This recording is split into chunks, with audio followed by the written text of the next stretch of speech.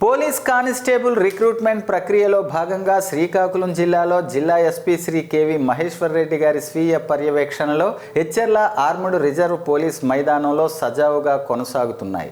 ఇందులో భాగంగా గురువారం నాడు అభ్యర్థులు దేహదారుఢ్య పరీక్షల్లో అర్హత సాధించారని జిల్లా ఎస్పీ కేవి మహేశ్వర్ రెడ్డి తెలిపారు.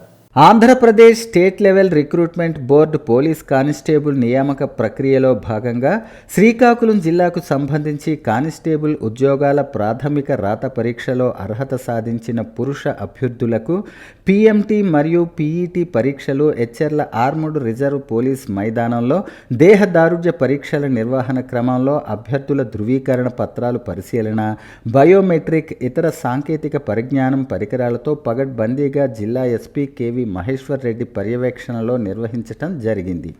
వీరందరికీ ఉదయానికి ప్రణాళికాబద్ధంగా సర్టిఫికేట్స్ వెరిఫికేషన్ తర్వాత ఎత్తు, ఛాతీ కొలత, 1600 మీటర్ల పరుగు, 100 మీటర్ల పరుగు, లాంగ్ జంప్ ఈవెంట్లను సకాలంలో పగడ్బందీగా దేహదారుఢ్య పరీక్షల నిర్వహణ సకాలంలో పూర్తి చేయటం జరిగింది.